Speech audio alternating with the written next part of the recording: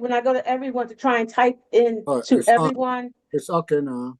no, it says to you and it says waiting room. And when I try to put something in it, it says you're not in the waiting room. Please, we are live. Yeah. Good afternoon, good afternoon, good evening, and good morning, everyone, everywhere, depending on where and when you are joining Africa Online Media Corporation.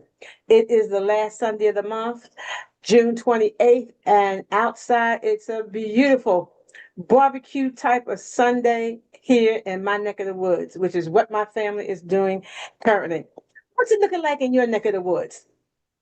As I said, this is the last Sunday of June, and every last Sunday we deal with a health topic. And all month we have been dealing with our men. So, of course, we will be ending the month with a health topic specifically for our men. So often our men are going through so many things at this time.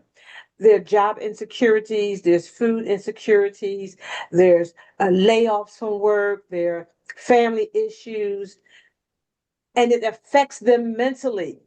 They may look strong. They may try to pass off that nothing is going on, but they are going through something mentally, emotionally, and physically. And today we are going to talk about men's mental health.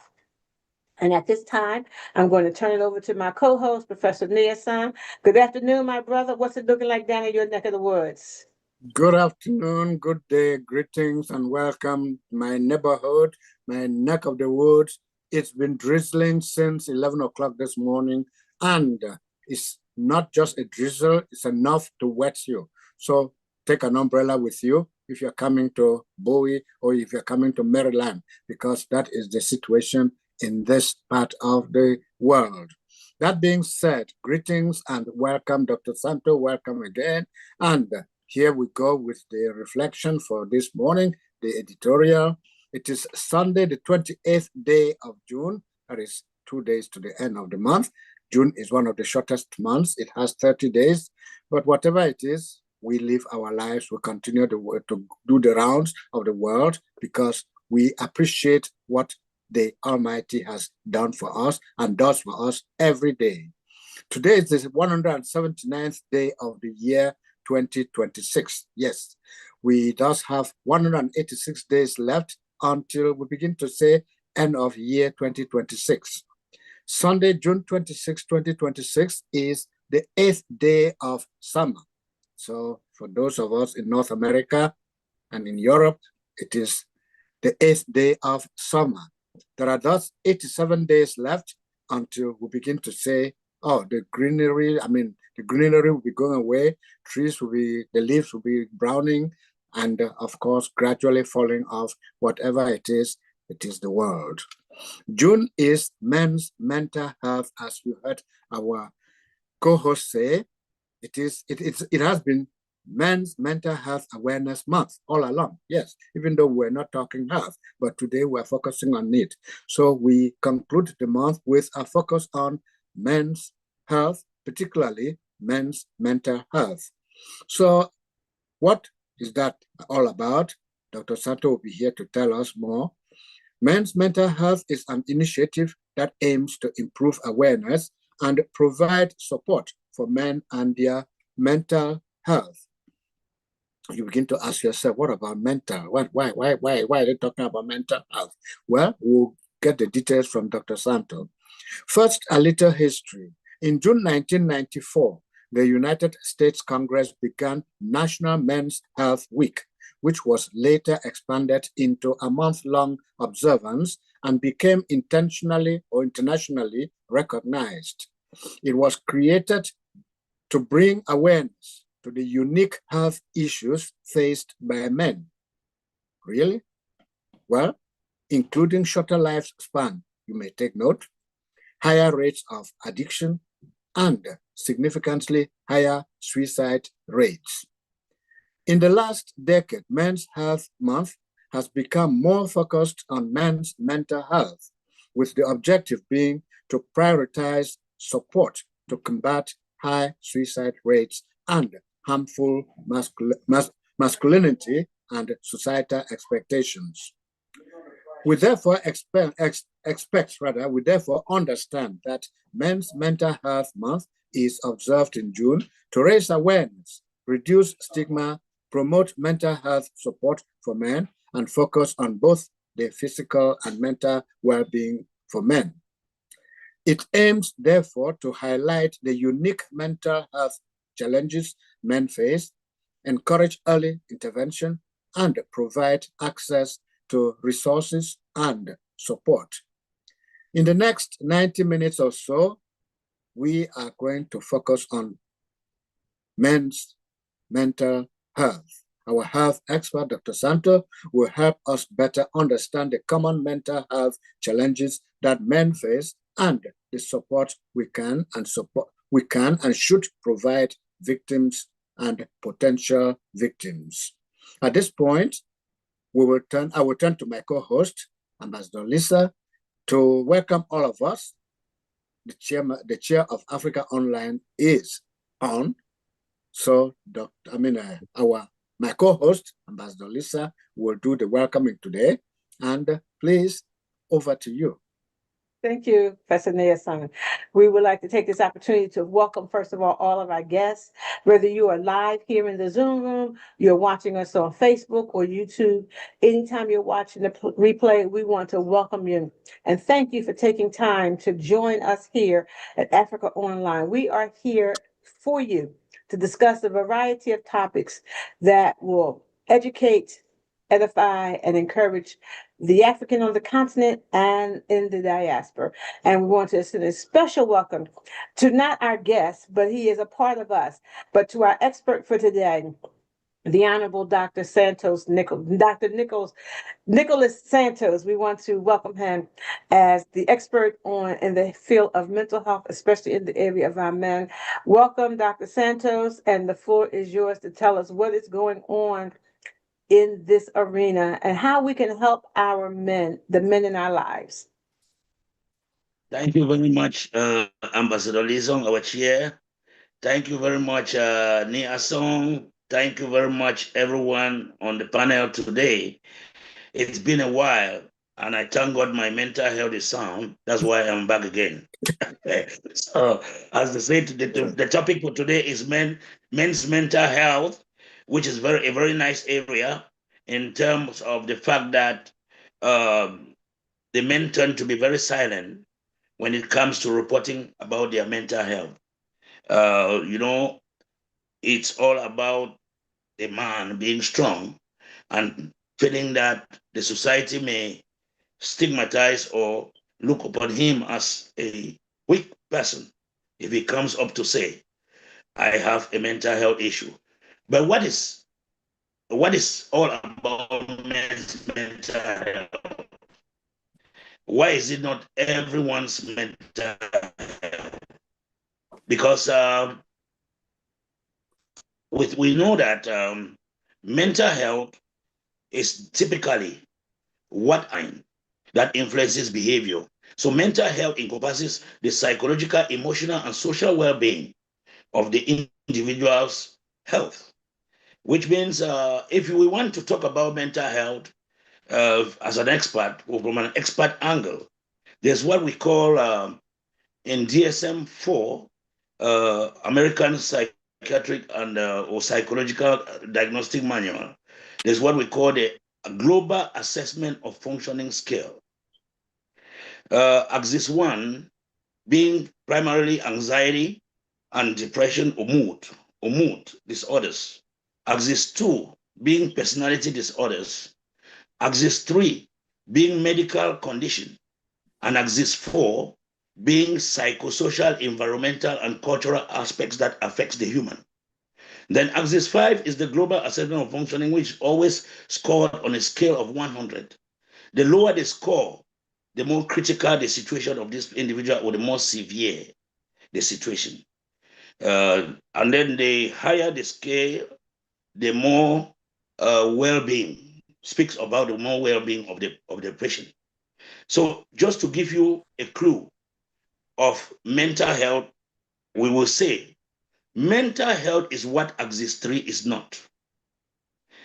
Axis 3 is the medical condition. Except the medical condition does affect the individual's mental health, because you can have cancer, you can have HIV or other disease, and it does affects you in the sense of it does makes you depressed, it does create you worriness, which is anxiety, and it does affect your personality. And then we say, other than the medical condition, there is a mental health aspect involved. So we are talking about men today. We talk about men's mental health because the men are just like the women face mental health issues. But the aspect is, it is one man out of 4 women who will complain about mental health issues. The men hardly come forward to talk about it, because one of the main aspect is that the man believes that he is strong, or he believes they will give him names like he's a weak man. And most of the issues that affect the men are the issues that affect the women. Although in some society or in some cultures where the men have different roles to play, they face a lot of issues on mental health. I will say this in particular because our cultures are different and the position the men hold in society are different. In a typical African culture, the man is always the strong man, is always the head of the home or the head of the family. And in most cases, he's the provider. And so, in some cultures, even Muslim cultures, the women have to stay home, have other jobs to do, which are not so strenuous. And the men have to go out. And the things that make them depressed that we know, obvious what causes depression, most of the cases. You have relationship, you have job loss, you have a terminal illness, you have uh,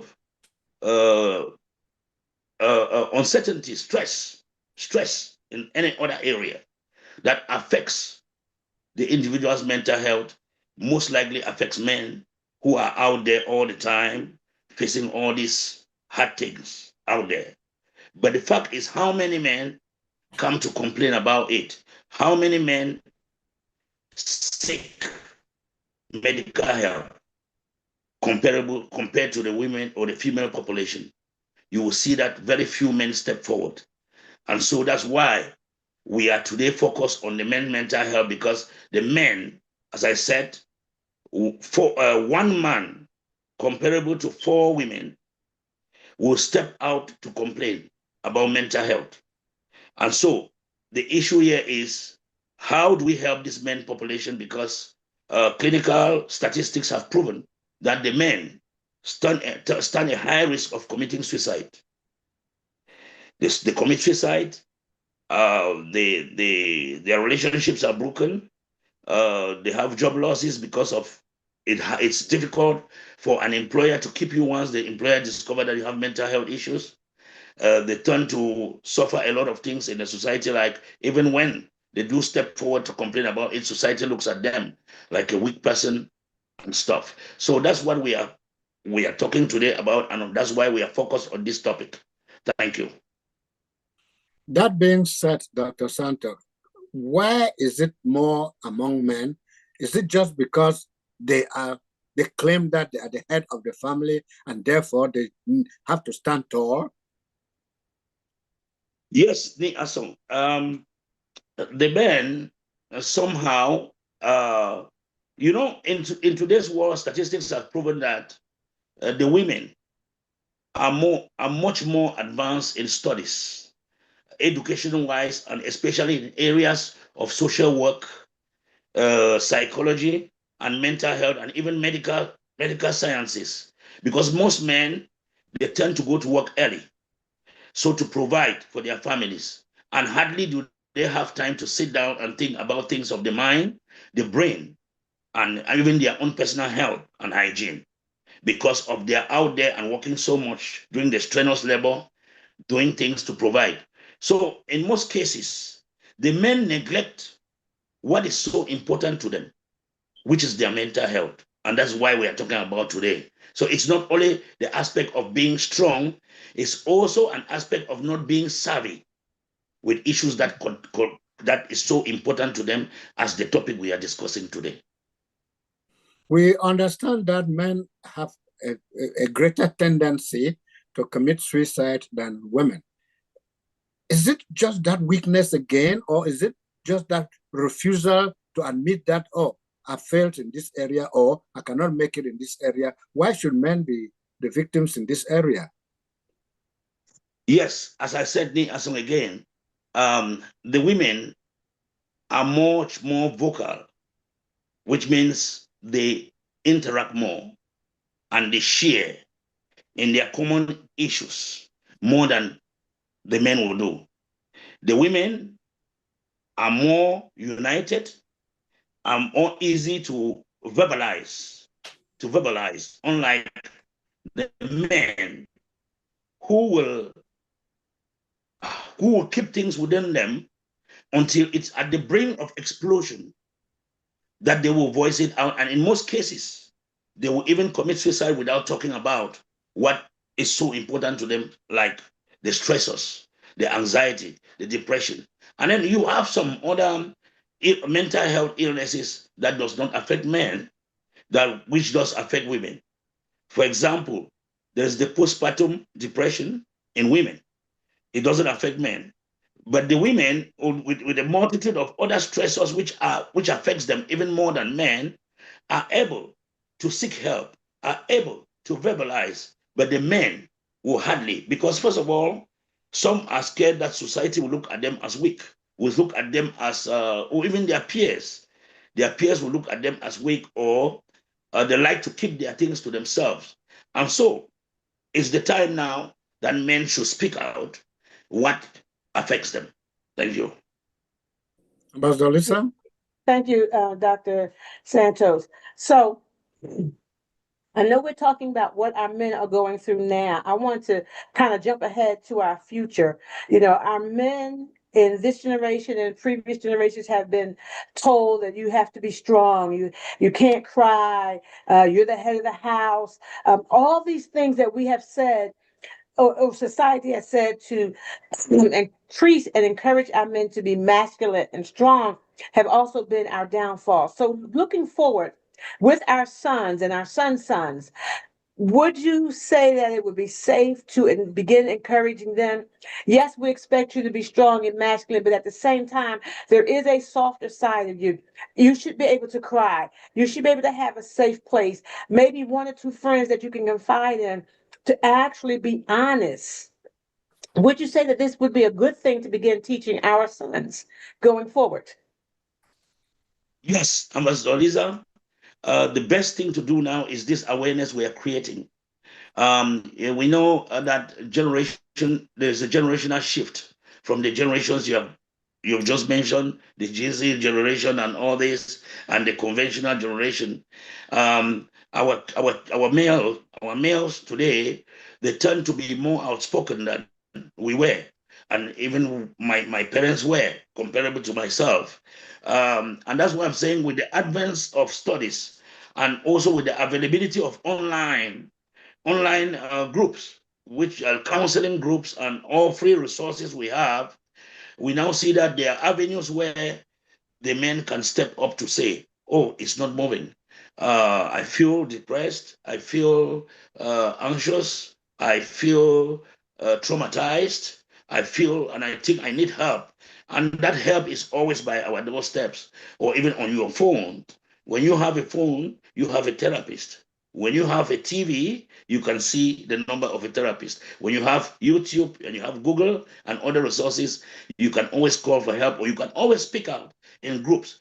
Because one thing I learned as a therapist is that there is power in healing in a group than the therapy itself. Because in group, people come together. There are groups whereby I prefer handling groups, because in groups, everybody is a leader and everybody is trying to help one another. Although you have the ringleader or the main leader or the therapist who guides them, the clients, to wellness. But the fact is, the power of healing lies in verbalization by group members. And group members tend to learn from other group members what their others' experiences are. And from there, they can pick some healing strategies or coping skills. Because one of the things is that you may be complaining that you are depressed. You may be complaining you have anxiety or other facing other aspect of mental illness, or you may have lost your job, you may have a relationship issue, or you may have loss of money as a result of gambling, for example. For those who gamble, you may be encountering sort of other things and which are negative. And the fact is that when you come out and say exactly what you are going through, that's only when you can have help. So the men these days are more are stepping forward more than the men of the older generation. Wonderful. That's a clip just before I logged in. And I wasn't specifically looking for anything for this topic today. It just so happens to pop up. And it was a father, it was a family, it was a father, two sons, a daughter, and the mother. The mother was recording and she was playing this move up game. And she was saying, take one step forward if your father has ever told you he loved you. The kid stepped forward, the father stayed placed. Step one step forward if your father has ever attended your graduation, if he's ever gone to your school plays, if he's attended your graduations. And as the kids kept stepping forward and stepping forward, they realized that their father wasn't behind them.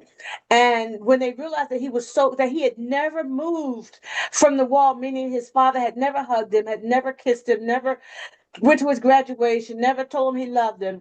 The kids were like, oh my God. And they ran back and they just hugged their dad. And they just told him how much he loved them. And I saw it as such a healing moment. When we think about, like I said, I don't know all those generation names, but my generation and previously, they've never had their father. Our fathers always said, well, they didn't really say it, but we just imply, or their implication is that I provide, I'm bringing food, I'm putting a roof over your head, I love you. So what do you want me to do? What do you want me to say? But as you said, these younger generation, the next generation, they're not so sensitive, but they're more open and they're talking more. And I think it is a good thing that we encourage our boys as sisters, as females. We have our groups, we have our sisterhood. And brothers have their brotherhood, but they don't have a brotherhood where it's open, where they can be safe and be vulnerable. I just left Nigeria and I was sharing with my sister some things that my sisters are here are doing. And she was just saying, I just wish I had sisters here. She's the pastor of a church. She can't really go pick out a few people in her congregation that will be her inner circle. She can't even go to the other pastors' wives. And I just felt so bad that I couldn't just go over there and make her a sisterhood. That's something that it just kind of happens. I told you always got sisters in America, but to have somebody that close, and our brothers just don't have that. So, Dr. Santo, outside of your group therapy, or outside of the men trying to hard for them to go to therapy, because that again is admitting a vulnerability that they are not supposed to have. How would you suggest, or what would you suggest, maybe one thing that our brothers could do to begin to build that kind of brotherhood where they can be free to share with some other brother something that they're going through? Just maybe one thing that they could begin to do this to break that cycle. So Lisa, I will tell you that just like we discussed earlier about suicide, we have also another area whereby the men have been affected a lot, which is substance use or substance abuse. Yeah, the men most often who commit suicide are the men who are not able to stand anxiety or depression or are not able to cope with it. So they will resort either to suicide or also to substance use. And today we have a lot of areas whereby people who are suffering from all this can step up, tell someone, and get into one of the available resources we have. Today we have like alcohol anonymous groups. We have first step groups. We have cannabis anonymous. we have Alcohol Anonymous, we have anything you're using, anonymous. So Is you have groups cannabis whereby, yeah, if okay? you can Google, anybody listening to me, any male, you just Google what you're using, because you're using it as a coping Right. mechanism Mm-hmm. to stress or to anxiety, or if you're suicidal because of your mental health, you're a man, you can step up and get those resources at your fingertip from your phone. And these groups are within steps around your house that you don't know. Because when you go there, you tell exactly what's happening to you, and they're going to pair you exactly into the group where you are, where you belong. And they're going to help you with all what you are going through. Yeah, it can be because I imagine that, or I understand that it's difficult for some men to tell what they are going through to their neighbor, or even to their brother or cousins, maybe because they don't get along, or even to their teacher at school, or their friends. So what will happen is they will prefer to tell it to somebody else they don't know and who can help them. So I encourage them to always contact these resources, because these resources really help with the men's mental health. Yeah, especially those who are using substances as a coping mechanism. Yeah, or alcoholism and other things. So other than suicide, we have all these other things that men who go through mental health issues do use. Thank you. Thank you. I did not know that we had cannabis anonymous. When I heard this, I said, Yes. did we say that? Wow. So you said anything that people are abusing, there is an anonymous thing for it. All you gotta do is Google it. So Yeah. that would be the first step. Yeah. The Next first time. step. Yeah. Thank Yeah, Yeah. you. And Go ahead, to add, you, you add, it's quite easy because, for example, as a therapist, we are obliged to belong to this group sometimes in our career, to try to see what it means going through, you know, see what it means as part of our training. Okay. We went to therapy ourselves, and I was one of these groups, and one of the message I took home was learning about the serenity prayer, the serenity Right. prayer. The Serenity Lord Prayer. help me, Lord help. Can you remember the serenity prayer, Yes. Professor Lisa? Yes. Can you, Lord help me with the things that no, I yeah, I can can control, change. the ones that I And the cannot things that I change, can't yeah, change. and I remember the Serenity Prayer. that's and But right. and it the wisdom and and the wisdom to know the the difference. wisdom The to know the difference. difference. Yes. Yes. Yeah, Dr. Santos, that's a I very love good that. that's a very yes. good idea. I never thought about um as one who is a minister, as one who is trying to help and in counseling, to actually go to one of these anonymous groups and see exactly what it is that they're sharing with these people. One thing I don't like is the standing. I do know this part, the standing up and saying, "Hey, I'm an Yeah, alcoholic." If we're yeah, overcoming, we can't keep using those words. So we need to know what is being shared, so that one we can come alongside and use the parts that are good and the parts that are not good. We need to be able to help correct that by like telling them you're no longer an alcoholic. yeah, We're not going to put yeah, those words into the atmosphere. We've got to begin to profess those things that we are trying to be. I'm gonna, I'm yeah. gonna, And I'm even gonna even put this. even even in even in the trainings, we have what we call role plays. Role Okay, plays are where the therapist, we create an artificial therapist, and then the other students got to become the patient. We take turns in that. We do all kind of things like triads and diets and triads, and we do fishbowl and all those. Then after, you have to go to the actual clinic, where you have to be like, you can play the role of a patient. You have to sit on that seat of a patient, then to become a real therapist. that's a good practice, and that's a good practice for those of you who are watching out there on YouTube or Facebook. If you are in the area of trying to be a counselor spiritually, maybe it's your spouse or someone in your family you're trying to help counsel. You need to know some of these things out here, so you need to go I went years ago. Yes. I had a friend who I was bringing home from the hospital. He was a paraplegic, and I couldn't allow him to go back home because of people, places, and things. So that the place where he lived, the apartment where he lived, is where he would get hired. The elevators broke down. He couldn't get out. So people would come over and they'd smoke around him and they do other things, and he got hooked. So when I brought him home to live with me, I took him to um, Narcotics Anonymous. And of course, I was very young back then and kind of arrogant and didn't believe in the things that don't you dare say that you're a drug addict. That's not what we're going to confess. But I should have been paying more attention to exactly what parts were usable for me so that I could continue to help him. So now I'm in my much more mature, much more older. I'm hearing this again, and I'm thinking that this is a good thing that we as wives, as spouses, as counselors, as ministers need to go. And as Dr. Santos said, part of that is part of his training to become a therapist is to go into these anonymous programs and participate so that we can know exactly what's being said and done so that we can continue that help and that work as well. Thank you for those suggestions. I appreciate that.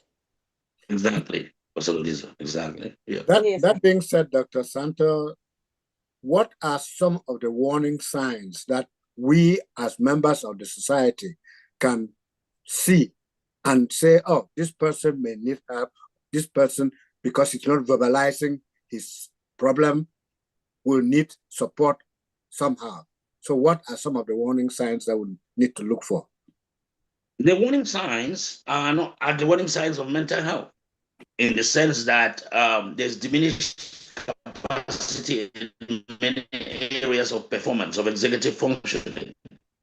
For example, there's a loss of appetite, hygiene, hygiene issues like unkempt hair, untrimmed nails, fingernails and toenails, brushing of the teeth and other things, a sleep pattern, sleep or too much sleep, irregular absence from job for no reasons, substance use when it was not there before or prior, or falling into problems with the law, um, and then irritability, impulsive behavior, recklessness, anger, all of these things. When you look at these things in someone who was not manifesting all these, you tend to see that it warrants clinical attention. Yeah, it warrants clinical attention. So we have to always look out for that for our loved ones, not only the men, also each and every one of us. Yeah. Yes. It may be a child's performance in school also. There are also signs like bedwetting, fire burning, and other things that we have to look for. So are we still talking about adults or are we talking about children now? We know. No, I'm being serious because when he switched Yeah, to bedwetting, I said, did I miss we the have male conversation? we have male children too, and we have male teenagers, and we also Okay. have men. Yeah. Okay. Okay. So the general warning signs of mental health. Anything that's not customary, what you're not doing outside of what it is that you've been doing on a regular basis, can be a sign that we need to look at. Don't say, oh, wow, things are changing. No, we need to really look at and see, is this something that is going to manifest as something else, be paying more closer attention to these behaviors. Yes. Yes. So Yes. what are some of the things we as members of society can do if we find someone, a friend or some colleague at work or something, who is showing those symptoms? Okay. You are not a mandated reporter. Yes, That's not the at all. problem. Yes. That's We're the not problem. mandated Yeah. reporters. You're Okay, not we're not mandated mandated, reporters. not like clinical, not like the hospital. Yes. Now Yes. I was not talking about reporting, but talking to the individual, helping the individual. Good. So get closer in a friendly way and try to share your concerns in the most polite manner as possible. Yeah. And if that individual is receptive, because some will not accept, some will be in denial. Most of the case, denial itself is part of the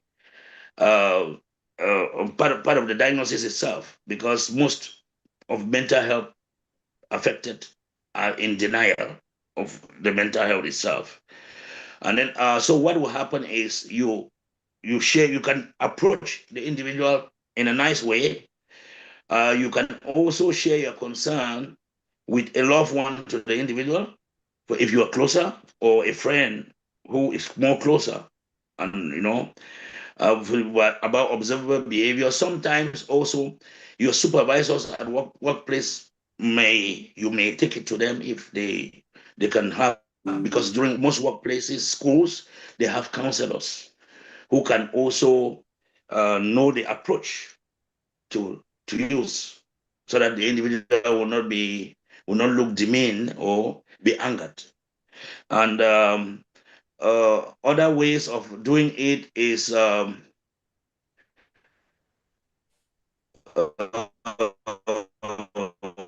You are breaking up, Dr. Santos.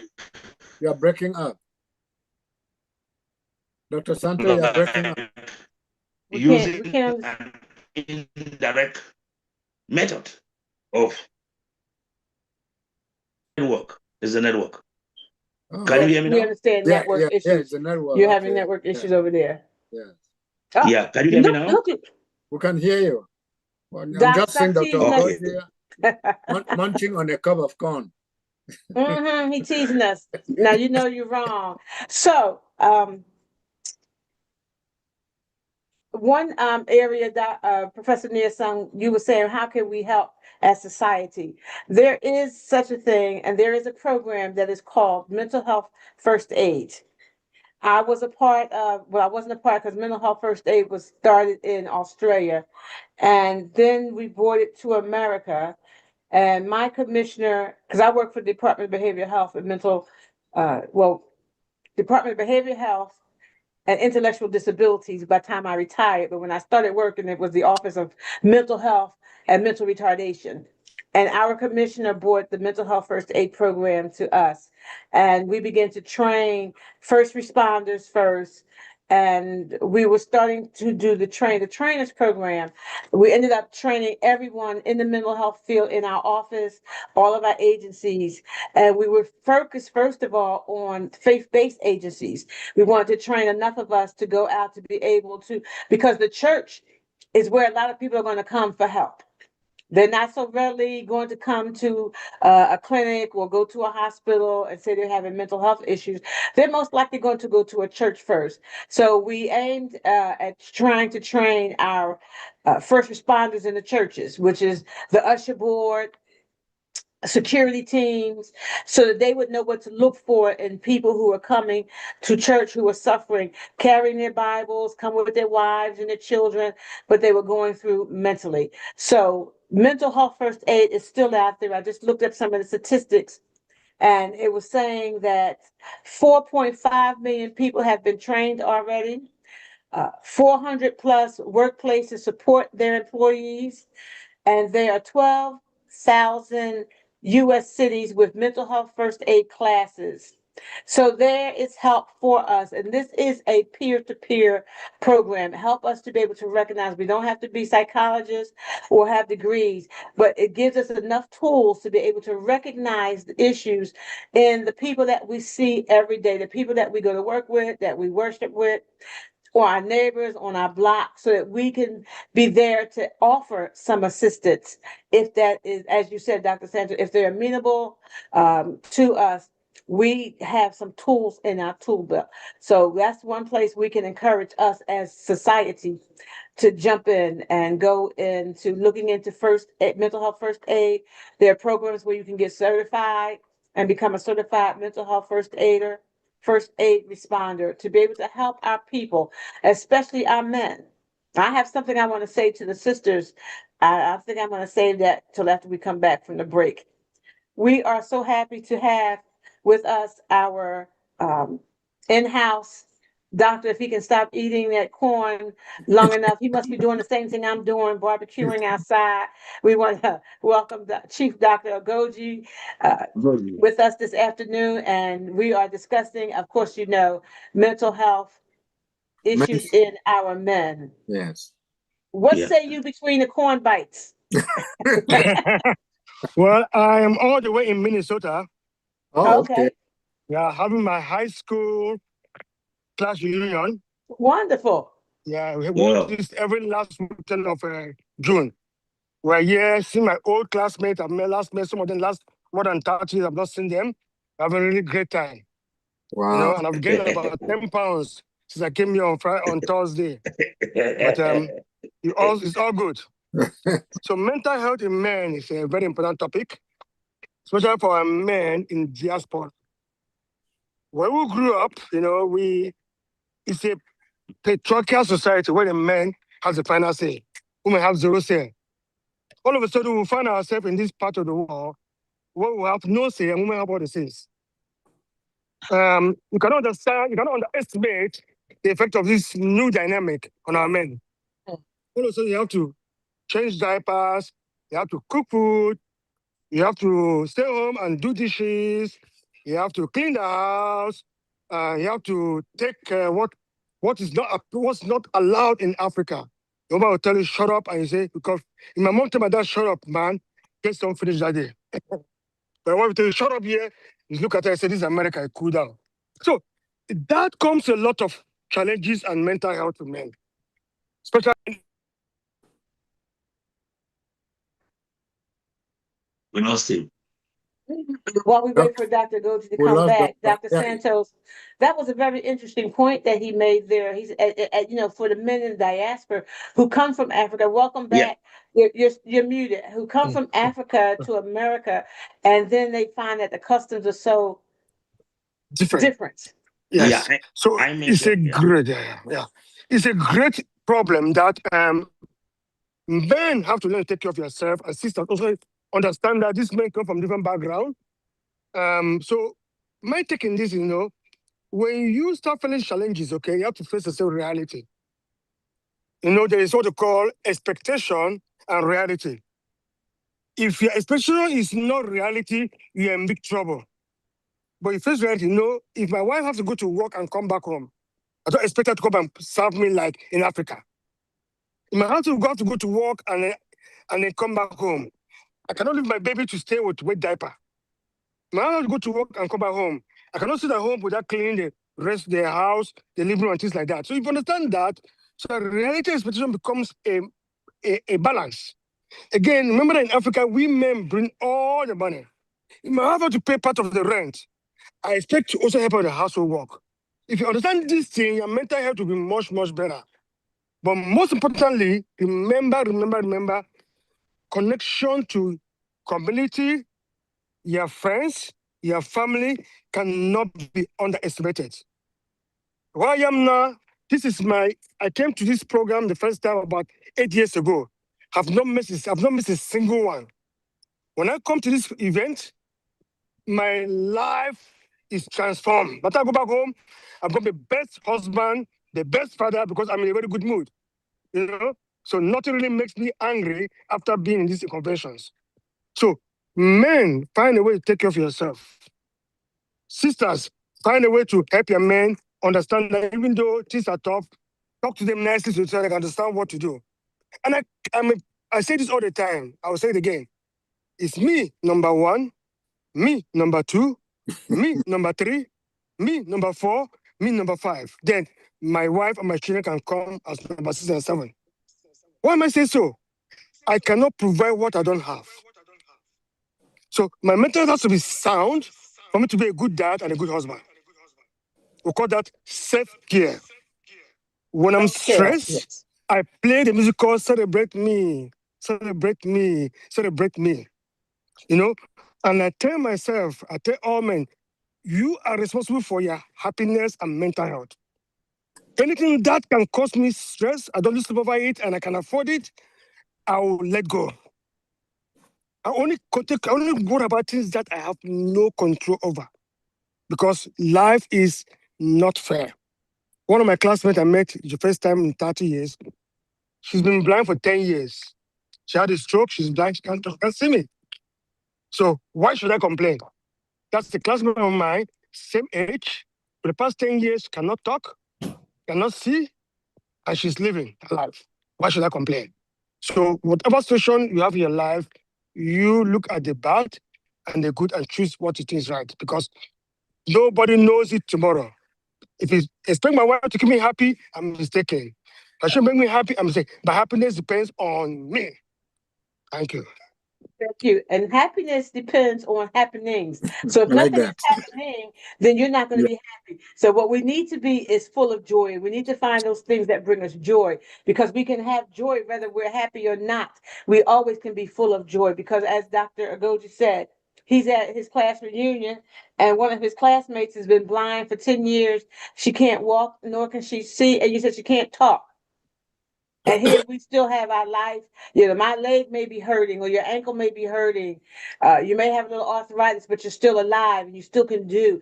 Think about somebody who is less fortunate than you. But Dr. Goji, I never thought about the men in the diaspora who come from Africa, the cultural change that is going on. That's another good point that we need to be paying attention to and looking into. Um, Now, I do know that mental health first aid has now come to Africa. I happened to be, let me see, I was 2018, I was in Kenya and found that my boss, they were having their first mental health conference. And my boss was in Nairobi. I'm in Nairobi. And we didn't know we were both in Nairobi at the same time until we got back home to the office. So mental health first aid has come. Because I do know that for a while, for a very long while, I've been going to Africa a little over 20 years. And I'm not talking about men, I'm talking about children now. But when children had mental health issues or physical issues, parents didn't know what to do with them. They would just bring them to church, expecting the pastor to cast the demon out, and they were taken back home the same way, not really that there may be a chemical imbalance. But now mental health first aid has come to Africa. So we're moving in the right direction. So maybe before they come to America, they can get some help. They may be able to get some understanding of what is going on here in America and know that you come over here with your wife. That I think it was Eddie Murphy who said, "Don't let your African wife come to America and have no American girlfriends, because she will certainly be Americanized and will not be doing, as Dr. Goji said, the serving and the cleaning and all those things that you are accustomed to happening on the continent."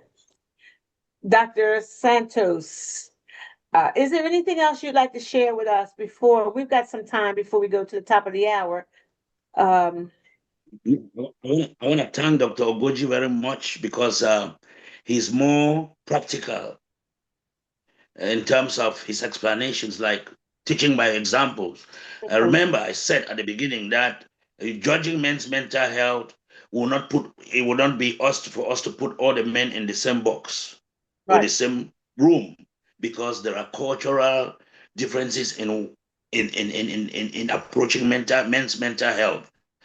Men who are affected are oftentimes are men who come from different cultures and who look at life differently. For example, look at relationship differently. The way African marriages will operate and the way Muslim marriages will operate and the way American marriages will operate are typically different, beginning with the cultural upbringing of the individual. The roles of women in these various communities differ. And so when there's that shift, it may affect some of the men. And so we are saying that you also made a very important point so far as empowering the men. Because for me, it's all about empowering these men in order not to, or to come forward if they have a mental health issue. Because if you don't say something, you don't get help. If you don't say something, you don't get help. For example, I had one client of mine who came into therapy with a lot of problems. He had many problems. I said, okay, let's sit down and look into these problems. The first problem was he was dealing with child support from baby mama. Problem number one. Problem number two, present girlfriend is nagging. Problem number three, the children are disrespecting. Problem number four, the car, he has an old car that would break down every 20 minutes drive. Problem number 5, his employer is giving him problems. So I told him, take a pen and a paper, write all your problems. Let's look into how we can solve these problems. So he wrote all of them. I told him, anything that is making you depressed or anxious, we have to discard. He looked at me. He said, how are we going to discard these things? I said, I'll give you a way forward on how to discard them. I said, okay, I will write a letter to your wife, your current wife, to tell her that if she continues, I will inform adult abuse services that he is the cause of his depression. So he has to stand up straight. Number 2, the car. Let's look for a possibility to replace the car by getting you a cheaper car loan, and then you can ride on that car free for anyone who wants to get it. Then I will write to the court about his child support, seeing if the judge can give him a reasonable reduction because of his stressors. Then the baby mama also will have to, with his authorization, we have to bring her in to have a joint session for change. I did all those things with him within a period of 1 year, and he came and told me, Dr. Santos, it's God that made me to discover you. I solved all those problems, and now I'm a happy man. The car is gone, child support is down, baby mama no longer any problem. My wife respects me now. And you see, if you don't say something, you don't get help. So that's one thing I wanted to add. Thank you. Wow, that was powerful. That was Yeah, powerful. And you said in less than a year, all his problems were over and his mental health was back on track. on track. Yeah. Wonderful. Again, as he said, if you don't say something, you can't get something. A closed hand cannot get anything. You got to be able to open your hand and be open and honest with Yes. somebody about what is going through, what you're going through. Let me ask Dr. Goji and Dr. Santos. I'm going to ask you too, Professor Nearson. Do you have a specific circle of friends, 1 or 2, that you can be open and honest with, that you can just be Nicholas, you can just be a Gold, you can just be near some, where you don't have to be doctor or your honor or chief, just because there's some places, I'm a prophetess, I'm an ambassador, I'm a whole bunch of things, but with my college group, I'm just Lisa. I just want to be Lisa. I just want to fly the plane. I don't want to be all those other things. Do you have a group, a safe place where you have a group of people that you can be open and honest about where your issues are, that you don't have to worry about somebody repeating it later on? Yes, I do have. I have a friend of mine, his name is Father Peter. I'm a Catholic priest. When I call him, he answer me. Whenever I have crisis, I call him. Whatever he tells me, I do. So He you said, have do one this, person. do this, do this, I will do. He's all the way. He used to be in Spokane where I live, but that's in Austin, Texas. We talk at least 3 times a week. He's my Okay. mentor. In Spokane, I have a very good friend that I met 17 years old when I came to Spokane. That guy, his name is Sam. When I call him too, he will listen to me. And he knows me, he knows my family, he knows our challenges. Whenever the things that I cannot handle, I call him, he will tell me exactly what to do. Okay. Um, That's tell me exactly exactly what I'm what I want talking to about. test me, and I'm good with that. So, and once when he tells me, I do it. I always have no regret. Wonderful. Thank you. Professor Nearson, what about you? No particular group of friends, but I have friends, but we hardly discuss some of those things. But I take advice from those that I think are friends that I've had for a long time and whose advice has always paid off. So I don't just listen to any advice. I make sure that I weigh it, the positives and the negatives, before I take what my friends tell me. But I appreciate their contributions in conversations. Okay. And Dr. Santos, what about you? I have my family group. My dad and my mom had 9 of us. 9 of us. Two of them are of blessed memory, females, and we are 7 alive. We have 1 professor, we have 2 doctors, another with my double masters, and where we have a reverend, a pastor, and we have a very close family group.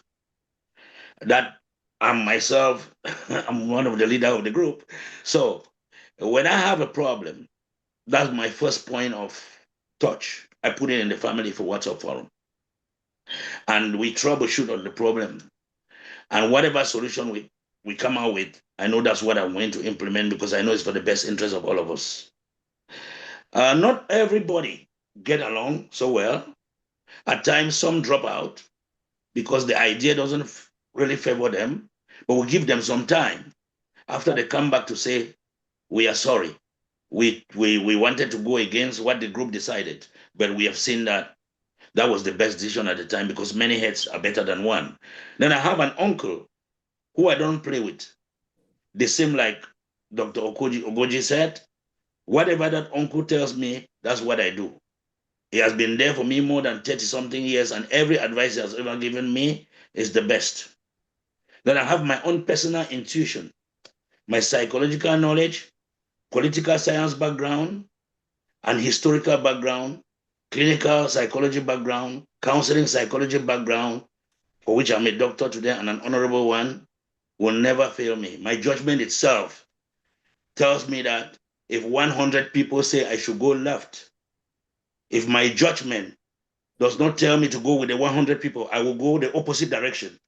So what they decide, I judge myself and see is the right thing to do. I follow them. I've opposed many people, millions of persons, especially in politics, where they decide that we have to go left, I go right. We have to go right, I go left, because the idea did not just augur with me, with my own personal intuition. So my judgment never fails me too. Thank you. You. And I listened to the three of you gentlemen, and Dr. Agoji's his answer was a little bit different, especially from Nia-sung. And what I noticed is that you all are in different generations. So Professor Nia-sung is still in that generation where nothing's wrong with it, my brother, but he's still in that generation where men are the strong, they're the head, they don't have problems, they don't tell nobody about it. And that's where I noticed the difference. But it's good that all three of you have some place, somebody that you can talk to and share with. And this is where I want to see us go in the future, not only here in the diaspora, but when we're going back home, begin to get with those brothers and let them know you can find one or two people where you can just be who you are, not, you're the pastor, you're the psychologist, all those are functions, those are things that you do. That's not necessarily really who you are. Who you are is John, Victor, James, and you need somebody that can be there for John, Victor, and James. So I want to see us implement, because I want to implement that with my sisters. I was very concerned when she told me, I wish I had what you have back home. There are five of us here. Matter of fact, I'm at my sister's house right now. We have family church on the fourth Sunday, so I'm always here. So all the family is downstairs. They're out there on the patio cooking. I've already eaten. But there are five of us sisters, and we are close, close. We tell each other everything, whatever it is that we're going through, and we never have to worry about hearing it again. We don't hear it over the pulpit. I don't talk to the other sister in Atlanta and she accidentally slip and say something that I've shared with my sister here in Jersey. We're truly confidants. Unless we're on the phone with all five of us and we're praying or talking about something. But I want to be able to see my sisters in Africa have that kind of liberality and that kind of freedom to find one or two people that they can just be open and honest with. I Even if just they have wanted, to, yeah. I just wanted to indicate that I have a disclaimer that I am not a Mr. Right. I listen to friends, yes, but I weigh their advice before I take it. And I had a priest friend. Unfortunately, he passed 3 years ago, so I've missed him, but I try to listen back to what he used to tell me in the good old days. In the good old days. Okay, yeah. Wonderful. But this is very healthy and this is good, because I'm really concerned about our men, because like we said, these previous generations did not open up, they did not share, and they suffer. Our men are suffering in silence, and they're dying slowly from the stress.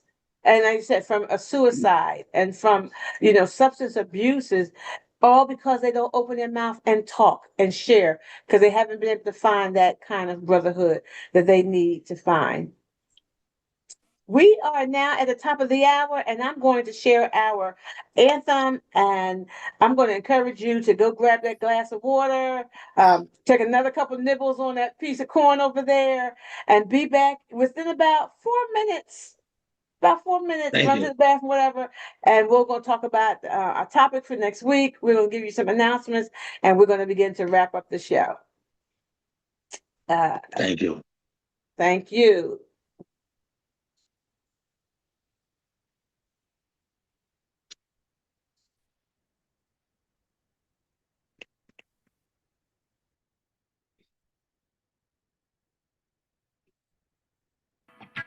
Oh, Africa. Oh no. Africans, Africans for Africa. Africans, Africans for Africa. Africans, Africans for Africa. Africans, Africans for Africa. Africans, Africans for Africa. Africans, Africans for Africa. Africans have many bright ideas. If only you let us share. If you really want to know my history, please come, sit down, listen to my story. God gave us a wisdom. He guides our footsteps, makes us shine and transform. Hey, as one people, with so many cultures, yet indeed we are one. Stand up, Africans, let's save Africa. Let us all unite behind AfricaOnline Media Corporation. Stand up, Africans, let's save Africa. It's time to come together, promote awareness, progress, and solution. Hey, Africans, Africans for Africa. Africans, Africans for Africa. Africans, Africans for Africa.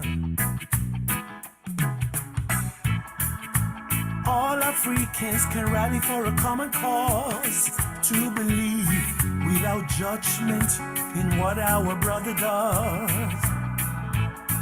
To identify and resolve our challenges, to allow each other's ideas without regard to standards. As one people with so many cultures, yes indeed we are one.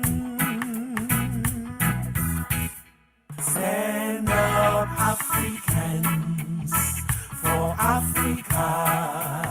Let us solve all the problems plaguing our continent. Stand up, Africans, let's save Africa. Let us empower Africans in and out of Africa. Stand up, Africans, for Africa. AfricaOnline Media Corporation, that's a good way to start. Stand up, Africans, let's save Africa. They have all the resources we need to benefit our society. Oh.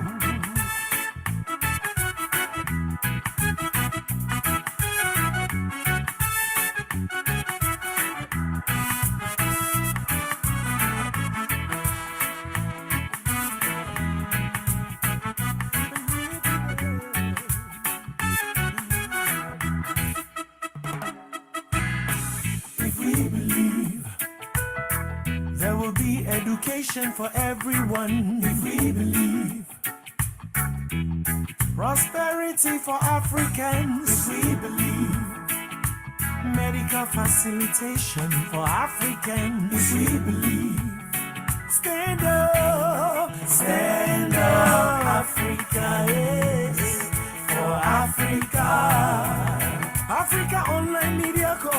nation. That's a good way to start. Stand up, Africans. Let's save Africa. Africa is the cradle of civilization, the motherland. Stand up, Africans, for Africa. We were enslaved not because we were weak, but because of our hospitality. Stand up, Africans, let's save Africa. Jump on the AfricaOnline miracle jet. Don't be left behind. Stand up, Africans, for Africa. Together we shall succeed. Together we will win. Stand up, Africans. Let's save Africa. We are writing our own story, the truth, and we shall tell it to the world. Stand up, Africans, for Africa. No more lies. Africans own Africa.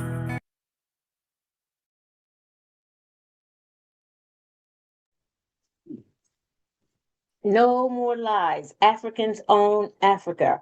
Together we can win. Together we can succeed. That was written by our very own chairman, Her Royal Highness, Reverend Dr. Pam. And we are so delighted to be able to share that with you every week as our anthem. And we want it to become your anthem because we need you. Together we can win and together we can succeed. So, Professor Nia-san, what is the topic for next week? Let me jump in real quick. Okay, Just she's for here. for So let's 1 go minute. ahead. I just want to thank Dr. Santos. We have missed you, and Dr. Goju was making me hungry with that corn. Yes, and class reunions are very good because these are people that knew you when you were not famous, and they are genuine. So enjoy. Dr. Goju was born and bred in Cameroon and educated in Cameroon. So he's a Cameroonian first, and then a Nigerian, and an Irish, and an American. He's a global citizen. So next week, we're going to be discussing freedom versus independence. And I want to thank you, Ambassador Lisa and Nia's song. So let me jump out, and of course, our viewers. So we're going to be discussing freedom versus independence. Ambassador Lisa, we need some special guests for next week. So let me go back on mute. Thank you guys so much. You're welcome. Okay. Well, she's already told us what I think is next week, freedom versus independence. So we'll hear some announcements. Let me start with our Operation Borehole 55 project. It's an ongoing fundraiser that AfricaOnline has, where we desire to put a borehole in every country on the continent of Africa. Our first borehole has already been sunk and has been in operation for, I think, a little more than 3 years now. It's in Sierra Leone, and the medical facility, the government approved medical clinic, not only has clean running water, they have electricity in the delivery room and in the reception area. There are solar panels, and that borehole is now providing clean running water for 6,000 households in that area. And we are so delighted, but we are not finished. Nowhere near finished. We don't take so much pride in our one project. We will really rejoice when all 55 are done. But we can't do this without you. We need your help. We need you to donate, so that we can get the next countries that are slated, which is Kenya and Cameroon. These places need clean water desperately. So if you can donate, this week, if you can do it today, donate $5, $10, $100, something towards Operation Borehole 55. You can visit the website of www.Africa's Brain Bank. That's AFRICAS. BRAINBANK, africasbrainbank.org, and go to the donate button and make a donation. And if there's a note there, make sure you put Operation Borehole 55 so that we can begin to get our momentum again and get these boreholes put in every country on the continent where there is a government approved clinic that has no clean running water. Not just clean, they just don't have running water, period. But again, like I said, we can't do without you. Would you please consider making a donation today to Africa's Brain Bank towards Operation Borehole 55? If you would like to see some of the videos from the countries that have already submitted videos for consideration, visit us on YouTube and go to Africa Online or Operation Borehole 55, and you will find the countries that have submitted videos. You will see their government approved clinics. You will see where the people go to get water. And I pray that it touches your heart and causes you to make a donation. Thank you so much. Now, our big one is our sister organization, which is Africa's Brain Bank. Our 7th annual summit and gala fundraiser will be in the beautiful country of Ghana in the wonderful city of Accra, Labor Day weekend, September 3 through the 8th, September 3rd through the 8th. Want you to start getting your tickets now. Again, visit africasbrainbank.org. You will find the whole rundown for the week. You can go in and you can choose to spend the whole week with us. You can choose to just do Friday and Saturday or Friday, Saturday, and Sunday. But we want you to meet us in the country of Ghana. There will be awards. There will be a red carpet. Get your outfit ready. Just come and be a part of what it is that we are doing to keep Africa's brains on the continent of Africa and help educate our children. Again, thank you so much. We appreciate you. Again, visit the website africasbrainbank.org for all information concerning the fundraiser and the gala and the Operation Borehole 55 as well. Nia Sun, back to the conversation. Back to the conversation, Dr. Santos, my pleasure again. One of those questions, after all is said and done, men's mental health, what should we out there be doing to help our fellow human beings, our fellow men, live better lives without these strains and stresses?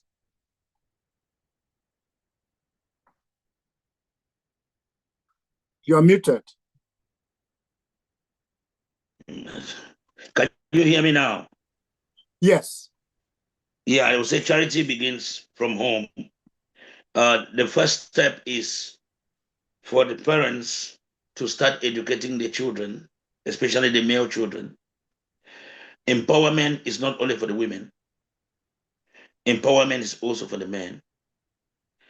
Most often, the men, when they grow of age, they have many things that give them challenges, that make them depressed, make them angered, make them worried. The first is a job. You may have a job, perhaps it's not your dream job, or perhaps it's not what you wanted, because oftentimes what you dream to be ends up not being what you wanted. And so even the jobs that they have, and when they try to adapt to it, because of output, some may not go far, the jobs are terminated. So job problems. We can start to counsel through career counseling. Most of these worries can be reduced. Second is relationships. It's good that before the men get into relationships, they have to go into a form of counseling, because oftentimes, or majority of the cases, is that where relationships usually have problems is because they fail to do what was necessary to do before, and only comes in when it's so late and they are already victims. Most often they come when children are already involved. Child support is involved. Homes are broken. Those kind of things stress us. That causes depression most. Job loss, problems with marriages, drug use, other issues are what pushes most of these men into becoming irritable, having anger issues, and others. So to before war is before arm. They need to know what are the things that make the men's mental health depreciate so fast, and that may end up leading to suicidal ideation, And remember, we have to always distinguish between suicidal ideation and suicide itself, because suicidal ideation itself is not suicide, because suicide is the ideation and the lethality. The lethality means the roadmap is already established. So we have to empower the men with these tools on how to come out of it, like before war is before harm. Then when you find yourself in a mental health stressor as a man, you know you have available resources around you. On your phone is an available resource. There are online that you can call for mental health. There is the National Alliance on Mental Illness, NAMI. Even the National Institute on Mental Health also has programs. There are also 1-800 numbers. There is help online for men's mental health. And there are a lot of resources. If you don't ask, you cannot get. So that's what I can say, Niason. Thank you very much. And Ambassador Lisa? That was very good advice. I said I had something I wanted to share with my sisters. I want to encourage you to actually hear what Dr. Santos said, even though he was talking specifically to what some of the things that men can be doing to be forewarned. Sisters, be forewarned. If a man is showing you something in your dating time, don't think that you have the ability to change him. Steve Harvey says that every man can change and every man will change, but there is only one woman he is going to change for, and that may not be you. So don't think that you're going to continue on this relationship. He's already showing you abusive signs. He's already showing you depression signs. He's already showing you signs of things that you're not happy with. Don't think that marrying him is going to change those things. He needs to be able to change those things before you say I do. And your bickering and adding and the nagging only adds to it. God created us to be helpmeets, to be able to help meet those issues, not to push him down. We have to remember that society has created a society. It has created a system that is designed to keep our men down, that is designed to keep our men from achieving. We need to be the ones that when they come home, they don't find hell in their homes. We need to make sure that when they come home, they find a safe place where they can just relax and have a usai moment, where they can talk to you. And this is what I wanted to share. This is something that I did in my marriage. My husband told me one day that he wished he had another woman to talk to. I wasn't going to give him that opportunity. I decided to be that other woman. When he came home from work, I was somebody totally different. I had a different name, the bedroom was set up different, and I let him know that whatever he shared with her, Lisa would not have any conversation about. I would not bring it back up to him. I would not throw it in his face. I wanted him to be able to feel comfortable as if he was talking to another woman. And I internalized the things that he shared with me, and I tried to make adjustments where I could. Remember, when you're married, you have been an individual for so many years, and he has been an individual for so many years. Now you're trying to come together and be one, and that doesn't happen overnight. It takes years. So he only needed to talk to another woman once. He never needed to talk. I gave him an opportunity to talk to her on a frequent basis, but he only ever needed to talk to her once because I made sure that that was a safe place where he could come and empty himself and just talk about me as much as he wanted, however, because it was how he saw our relationship. It was how he saw me as a wife. And I just made the adjustments to make my marriage work. So I encourage you to find very creative ways. I'm not going to go into all the things, but just use your mind. Just use your mind and come up with those safe places so that your husband, your significant other, your boyfriend can come home and be at peace. He gets beat up in the world and in society. Don't let him come home and be beat up in his own home. Now that should have been my last word. That should have been my last word. But I really just wanted to be able to bring that because that's we are helpmates. We are kingmakers. And we just need to know how to do it. We're not going to make a king by constantly beating him down and over the head about what you're not doing and what you're not doing. I just want to, this is just a little off topic, Dr. Santos, if you will allow me just one more minute. I just want to share that even though my husband and I divorced, we remain friends. Even this day, we're still best friends. But the Lord laid it on my heart to write him a letter one day. I had just come back from preaching in Nigeria. And the Lord said, the reason you are standing here today is because of the prayers of your husband. And he encouraged me to write him a letter. And in the letter I wrote, I didn't list not any of the areas we had issue. I didn't list any of the things that he did or said or what. I listed all the things. I talked about all the good things, the times that he was up at 4 in prayer. I listed all those things that encouraged him and made him tell him the person that I am, standing internationally preaching in different pulpits, is because of him and the prayers that he put. It changed his entire life.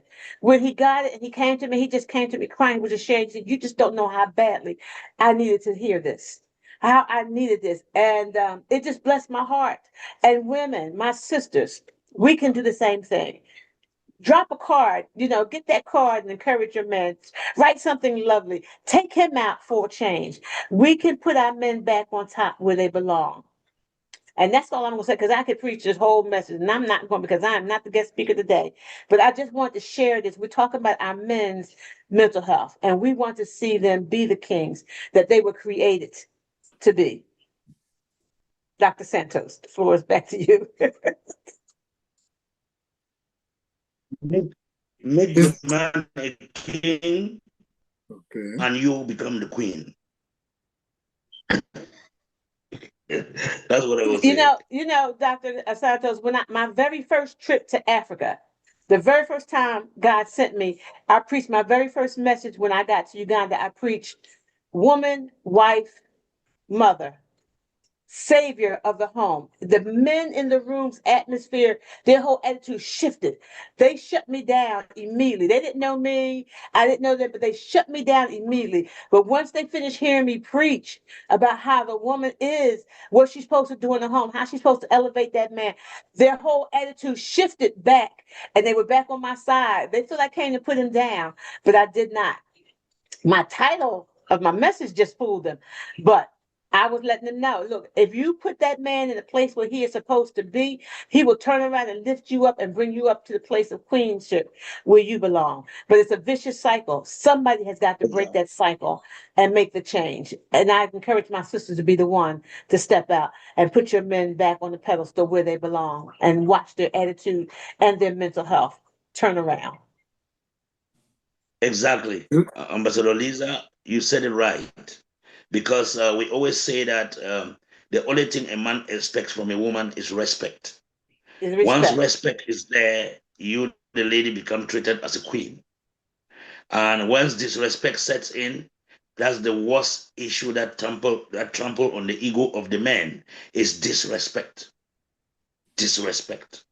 Once that disrespect is there, is the warning sign that the relationship is not going to go anywhere. Yep, it's going to be on its Yeah, way down. yeah. And Men are to guide, guard, and govern. And when we disrespect them, we take that power from them. They don't have very much power in society on their jobs. Let them have that power when they come home. Respect them, yeah, and they will turn around and, and adore you and admire you and give you the world if they could. yeah, and Ambassador Lisa, it looks like Dr. Ogoje is still on.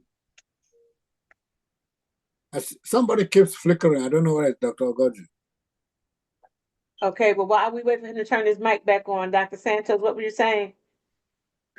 yeah, I was talking about respect and making your your most important part of you be the queen. And when there's disrespect, there's nothing that moves in the relationship. It's the warning sign of the beginning to the end. Then I was talking about in our communities that we have today, especially when you look at the African community in the diaspora. 80% of the marriages that migrated from Africa into the Western world are now broken. And that aspect, one of the capital reasons are the kind of things Dr. Ogoji mentioned earlier, the rule reversal, cultural rule reversal in the Western world. The things the men were not used to doing are now doing. Then secondly, you have disrespect too. And then you have We call it acculturation issues.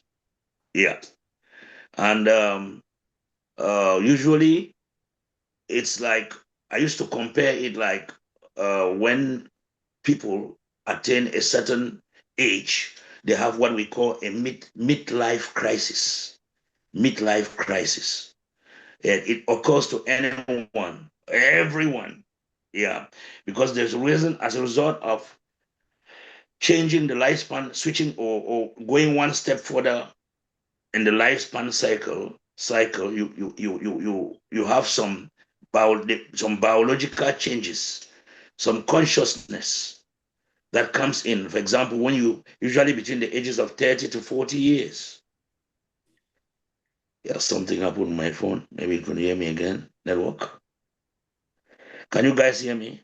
We Yeah, hear we're and see hearing you. you. Yeah, so the midlife, I was talking about the midlife crisis issue, which is comparable to the acculturation challenges most people face when they migrate. And so these relationships have really suffered a very great setback. Our prayer now is just to, like what we are doing, empowering the men, in some form to be able to speak out, to be able to come out and seek help so that there can be some stability and we can reduce this amount of uh, problems we're having in our community with regards to relationships and marriages, for example. How they can walk past these acculturation issues and how they can also seek help, go for counseling. Yeah, when I mean counseling, it doesn't only mean coming to see a psychologist. Go to your pastor. Good. In some families, you have the most senior member of the family that plays that role, and others. So that's all what I have to say. Thank you. Thank you, Dr. Santo. Were we wrapping up? Was 5 minutes. Dr. Okay, yeah, go ahead, Ambassador. No, I was saying we're at that place where we can do our round of the table. Okay, then I'll come to you first. Then I go to Dr. Santo. If Dr. Goji is still on, he should unmute so we know that he can give his word. Turn your camera on, Dr. Goji. If you can put that corn down. You cannot still be eating the same corn now. I'm probably eating more corn. But anyway, this has been a very powerful show. We're so grateful that you have joined us. Whether you were here in the Zoom room live or whether you're watching the replay, we hope that we have said something, that we have shared something, that you find one nugget of truth that you can use to begin to change things in your home, to change things in your community with the men. They don't have to be your husband or your boyfriend to be a kingmaker, to change things in their lives. Just be a sister who cares about our Black men, our men here in the diaspora, our men here on the continent. Again, we are responsible. We have a responsibility to help our men not suffer from the mental health issues and challenges that they are suffering from. They have a hard day work at home. Take a few minutes to sit down and hear them. Don't say, oh, I'm busy, I'm trying to make dinner, or try and sit down and hear them. That is part of their healing. They won't need a psychologist if they know they can come home and share with their wife or their girlfriend, and someone will actually listen and hear. We don't want you to just hear, we want you to listen as well. That's what I had to do. I had to listen as well. And I listened and made some necessary adjustments. That's not why my marriage ended. Not definitely not because of that, but it was a very significant help during the relationship. And as I said, my ex-husband and I are still best friends to this day. Again, this is Africa Online, and we appreciate you coming and sharing and being with us. I was getting ready to go into the YouTube and all that, and I forgot I'm not going last, so I will be back around to give you that information later. Okay. Yes, I think Dr. Goji is off because he's not. He has not unmuted. He's out. Yeah.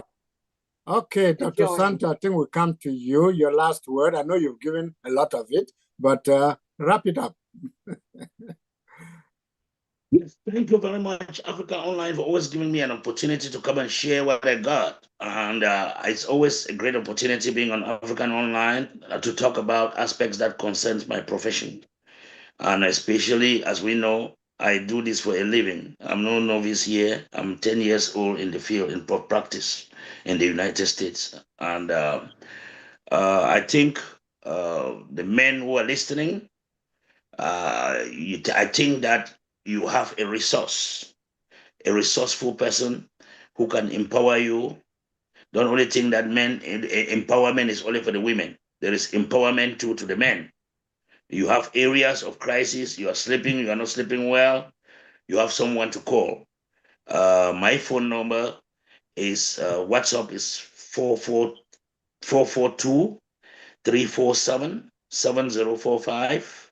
That's for the WhatsApp, and for the direct line, you have 304-376-3456. My email is nsanto100@gmail.com. N as Nicholas, Santo. Santo is Santo, not Santos. nsanto100@gmail.com. If you are having some of these problems that are provoking you to think about suicide or to resort to drug use because of your mental health or because of caused by job, relationship, or whatsoever, help is here. You give me a call, I will always direct you to the appropriate resources that can help you. That's all I have to tell you, people. Don't stay alone. Say something and get the help that you need. Thank you. Before Thank you you go, very much, Dr. Santo. Yes, Ambassador Lisa. yeah, I was gonna say before he go, could he repeat that WhatsApp phone number? 442-347-7045. Thank you.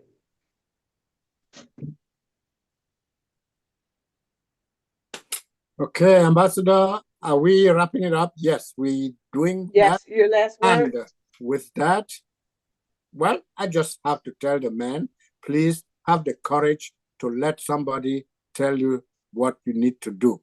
Go to the resource you've heard. Dr. Santo has given you viable, very veritable information, verified and verifiable information. Contact him in case you need that help.